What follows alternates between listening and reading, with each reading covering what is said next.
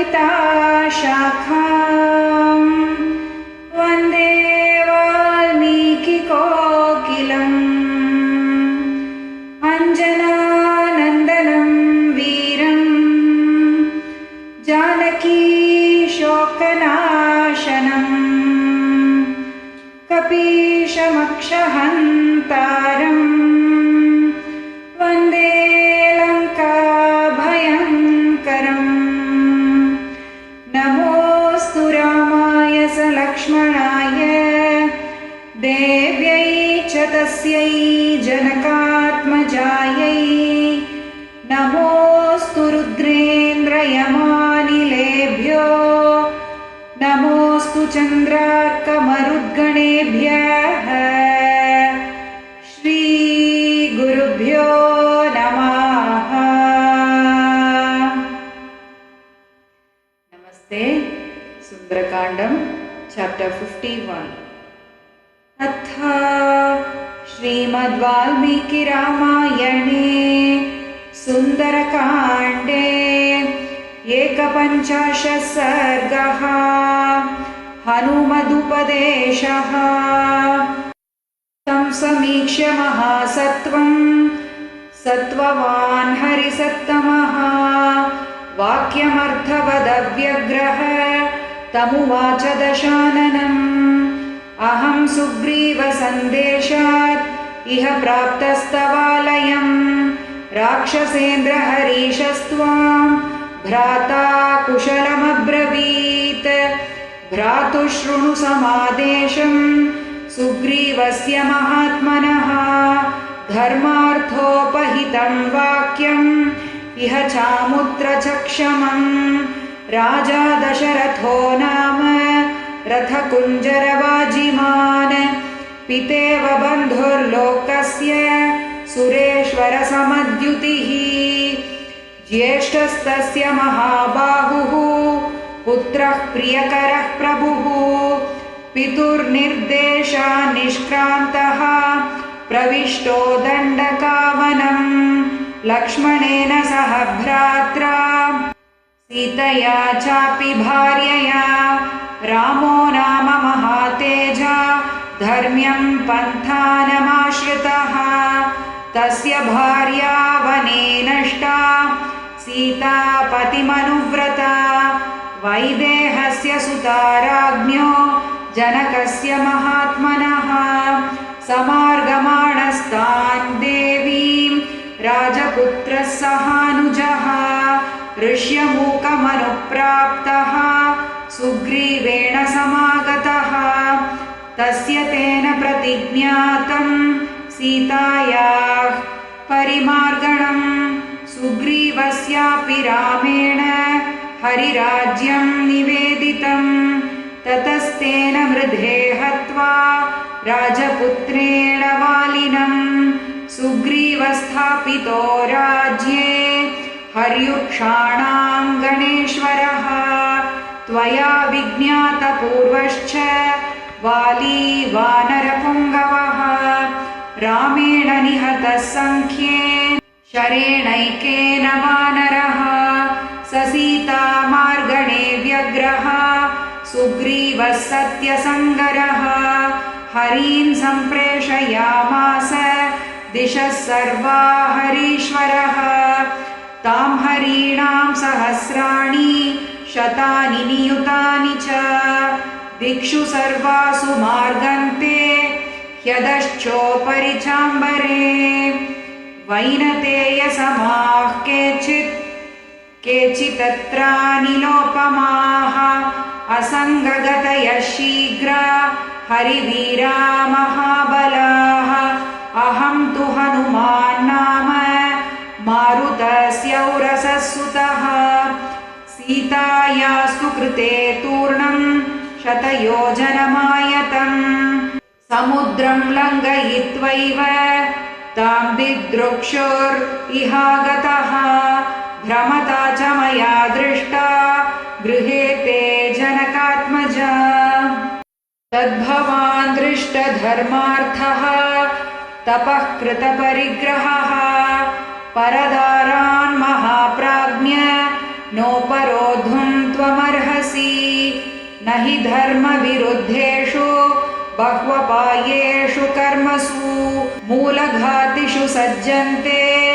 बुद्धिमन्तो भवद्विधाः कश्च लक्ष्मणमुक्तानां रामकोपानुवर्तिनां शराणामग्रतस्थातुं शक्तो देवासुरेष्वपि न चापि त्रिषु लोकेषु राजन् विद्येत कश्चन राघवस्य व्यलीकं यः कृत्वा सुखमवाप्नुयात् तत्त्रिकालहितं वाक्यं धर्म्यम् अर्थानुबन्धि च मन्यस्व नरदेवाय जानकी प्रतिदीयताम् दृष्टा हीयं मया देवी लब्धं यदिह दुर्लभम् उत्तरं कर्म यच्चेषं निमित्तं तत्र राघवः लक्षितेयं मया सीता तथा शोकपरायणा गृहेयां नाभिजानासि पञ्चास्यामिव पन्नगीम् नेयं जरयितुं शक्या सासुरैरमरैरपि विषसंसृष्टमत्यर्थं भुक्तमन्नमिवौजसा तपःसन्तापलब्धस्ते योऽयं धर्मपरिग्रहः न स नाशयितुं न्याय्य आत्मप्राणपरिग्रहः अवध्यतां तपोवीर्यात् भवान् समनुपश्यति आत्मनः सासुरैर्देवैर्कुतस्तत्राप्ययं महान् सुग्रीवो न हि देवोऽयं नासुरो न च राक्षसः न दानवो न गन्धर्वो न रक्षो न च पन्नगः तस्मात् प्राणपरित्राणं कथं राजन् करिष्यसि न तु धर्मोपसंहारम् अधर्मफलसंहितं तदेव फलमन्वेति धर्मश्चाधर्मनाशनः प्राप्तं धर्मफलं तावत् भवता नात्र संशयः फलमस्याप्यधर्मस्य क्षिप्रमेव प्रपत्स्यसे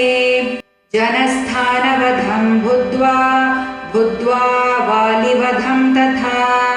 रामसुग्रीवसख्यं च बुद्ध्यस्वहितमात्मनः कामं खल्वहमप्येकः सवाजिरथकुञ्जरां लङ्कां नाशयितुं शक्तः तस्यैष तु न निश्चयः रामेण हि प्रतिज्ञानं हर्युर्क्षगणसन्निधौ उत्सादनममित्राणां सीतायैस्तु प्रदर्शिता आपकुर्वन् हि रामस्य साक्षादपि पुरन्दरः न सुखं प्राप्नुयादन्यः किं पुनस्त्वद्विधो जनः यां सीतेत्यभिजानासि येयं तिष्ठति ते वशे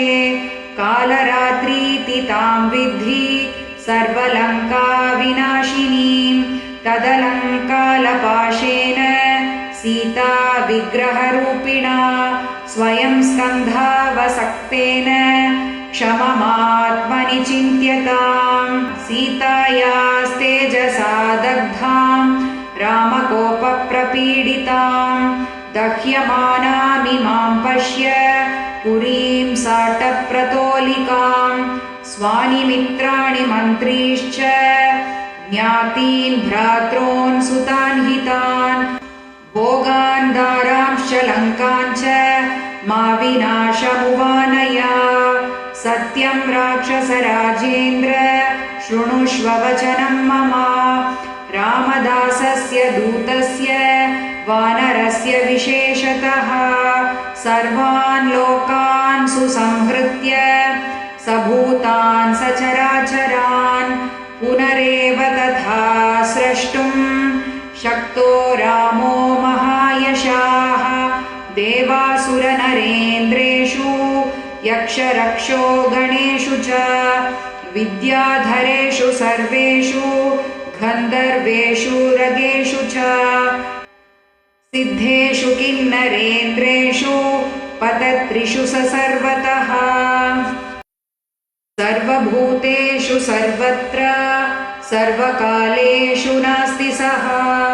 यो रामं प्रतियुध्येत विष्णुतुल्यपराक्रमम् सर्वलोकेश्वरस्येह कृत्वा विप्रियमादृशम् रामस्य राजसिंहस्य दुर्लभं तव जीवितम् देवाश्च दैत्याश्च निशाचरेन्द्र गन्धर्वविद्याधरनागयक्षाः रामस्य लोकत्रयनायकस्य स्थातुं न शक्ता समरेषु सर्वे ब्रह्मा स्वयंभोश्चतुराननो वा रुद्रस्त्रिनेत्रस्त्रिपुरान्तको वा इन्द्रो महेन्द्रसुरनायको वा त्रातुं न शक्ता युधिरामवध्यम् ससौष्ठवोपेतमदीनवादिनः कपेर्निशम्या प्रतिमो प्रियं वचः दशाननः कोपविवृत्तलोचनः समादिशत्तस्य वधं महाकपेः इत्यार्षे श्रीमद् रामायणे सुन्दरकाण्डे